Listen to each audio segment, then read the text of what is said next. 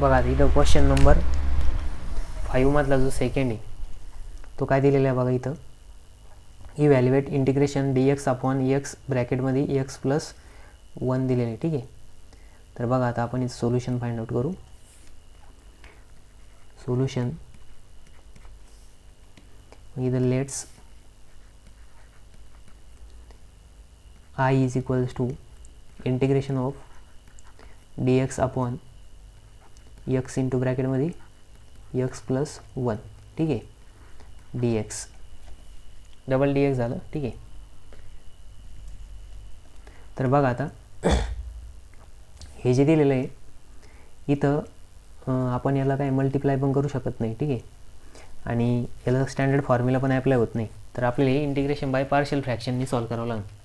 मग जर इथलं आपण जर फ्रॅक्शन बघितलं तर हा फ्रॅक्शन काय दिलेलं आहे, 1 अपॉन x इंटू ब्रॅकेटमध्ये x प्लस 1 दिलेलं आहे. ठीक आहे, मग याचं एक्सपान्शन कसं लिहू शकतो आपण, a अपॉन फर्स्ट फॅक्टर. मग आता हे नॉन रिपीटेड लिनियर फॅक्टर आहे. ठीक आहे, म्हणजे a upon x plus b upon x plus 1. ठीक आहे, मग बघा याचं जर आपण क्रॉस मल्टिप्लिकेशन केलं तर इथं काय येणार, 1 is equals to a into ब्रॅकेटमध्ये x plus 1 plus b into x. ठीक आहे, मग याला इक्वेशन नंबर 1 म्हणा. याला काय म्हणायचं, इक्वेशन नंबर 1. याला काय म्हणायचं, इक्वेशन नंबर 2. याला काय म्हणायचं, इक्वेशन 3. ठीक आहे, मग आता बघा आपल्याला हे भेटलं. मग इथं लिहायचं put x is equals to 0. First factor काय x आहे, x इक्वल्स टू 0 घ्या. मग काय भेटणार आपल्याला, 1 is equals to a into ब्रॅकेटमध्ये 0 प्लस 1 प्लस b इंटू, बघा b इंटू काय येणार, b इंटू 0. ठीक आहे, म्हणजेच a इक्वल्स टू काय भेटलं आपल्याला इथं बघा, 0 प्लस 1 1 आणि a इक्वल्स टू काय आलं, 1 आलं. ठीक आहे, मग आता a इक्वल्स टू 1 पुट करायचं आहे आपल्याला नंतर. आता तसंच सेकंड फॅक्टर घ्या. मग सेकंड फॅक्टर काय आहे, put x plus 1 equals to 0. म्हणजेच x इक्वल्स टू काय येणार आहे, -1 इन इक्वेशन 3 आणि इथं इन इक्वेशन 3. ठीक आहे, मग इक्वेशन 3 काय होईल, 1 is equals to a into ब्रॅकेटमध्ये -1 प्लस 1 प्लस b इंटू ब्रॅकेटमध्ये -1. म्हणजेच a1 इक्वल्स टू, आता प्लस 1 -1 0 होणार, म्हणजे a इंटू 0 प्लस, आता प्लस नाही होणार, -1 इंटू प्लस b काय होणार, -b. म्हणजेच 1 इज इक्वल्स टू काय येणार, -b. म्हणजेच b इक्वल्स टू काय आलं, -1 आलं. ठीक आहे, b इक्वल्स टू -1 आलं. मग आपण a आणि b चे व्हॅल्यू फाइंड आउट केलं. मग आता काय करायचं, पुटिंग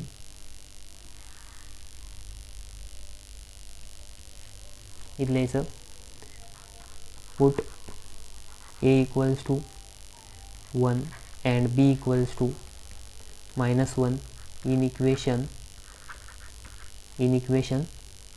2. मग इक्वेशन 2 काय होणार, मग बघा 1 अपॉन x इंटू ब्रॅकेटमध्ये x plus 1 is equals to a किती आहे, 1 अपॉन x. आता बघा इथं प्लस आहे, मग प्लस, आता हे प्लस आणि इथलं बीचं काय -b, म्हणजे इथं येणार plus minus minus x plus 1. मग आता हा काय करायचं, इक्वेशन 1 मध्ये पुट करायचं. ठीक आहे, मग इथलं याचं पुटिंग इन इक्वेशन 1, पुटिंग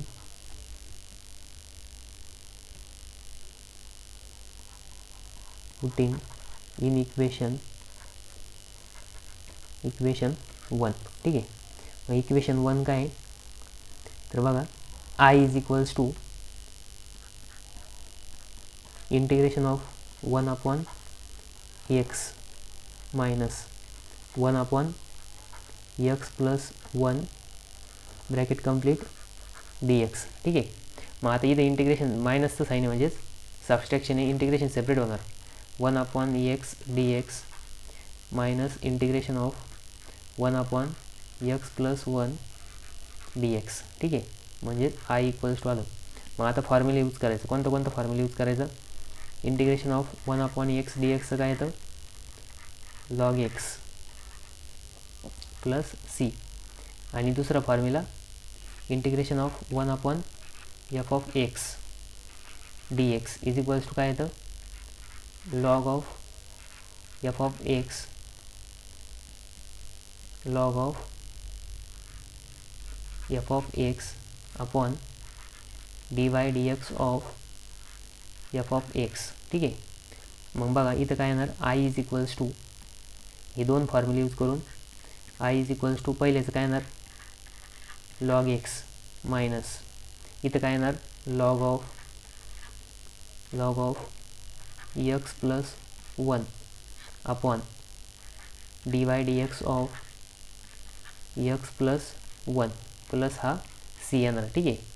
मग बघा पुढच्या पेजवरती I is equals to log x minus log of x plus 1 आणि इथं डिनॉमिनेटरला काय येणार? dy dx ऑफ x 1 येणार आणि dy dx ऑफ 1 0 येणार, ठीक आहे. म्हणजे इथं अपॉन 1 प्लस 0 आणि हा प्लस सी तसाच राहील, ठीक आहे. म्हणजेच I equals to log of x minus log of x plus 1 आणि हा प्लस सी येणार, ठीक आहे. मग आपण इथं लॉगॅरिथममध्ये सबस्ट्रॅक्शनचा रूल अप्लाय करू. म्हणजे इथं काय येणार? x upon x plus 1 plus C, ठीक आहे. तर हे कसं येणार? सबस्ट्रॅक्शनचा रूल अप्लाय केल्यानंतर मग आपलं फायनल आन्सर काय येईल? log of x upon x plus 1 plus C येणार, ठीक आहे. मग बघा एकदम सोपं होतं. आपण इथं integration by partial fraction use केलं. मग पार्शियल फ्रॅक्शनमध्ये आपण सगळ्यात पहिले ए आणि बीच्या व्हॅल्यू फाइंड आउट केल्या, ठीक आहे. तर बघा इथं x इक्वल्स टू 0 पुट केल्यावर आपल्याला ए इक्वल्स टू काय भेटलं? 1 भेटलं. आणि ज्यावेळेस आपण x इक्वल्स टू -1 पुट केलं त्यावेळेस आपल्याला बी इक्वल्स टू काय भेटलं? -1 भेटलं, ठीक आहे. मग आपण दोन्ही पण काय केले? इंटिग्रेशन बाय पार्शियल फ्रॅक्शनची जी टर्म होती त्याच्यात पुट केली. नंतर इंटिग्रेशन ऑफ काय आलं? 1/x मायनस 1/1 प्लस x आलं आणि याचं इंटिग्रेशन घेतलं आपण तर आपल्याला इंटिग्रेशनचं आन्सर आलं log of x upon x plus 1 plus C आलं, ठीक आहे. तर हा 3 मार्काचा प्रॉब्लेम होता, एकदम सोपा. तर याच्यामध्ये जास्त काही अवघड काही नव्हतं, ठीक आहे. आता आपण क्वेश्चन 5व्यातला बी सॉल्व करणार आहे, ठीक आहे, जो डेफिनाइट इंटिग्रेशनचा आहे.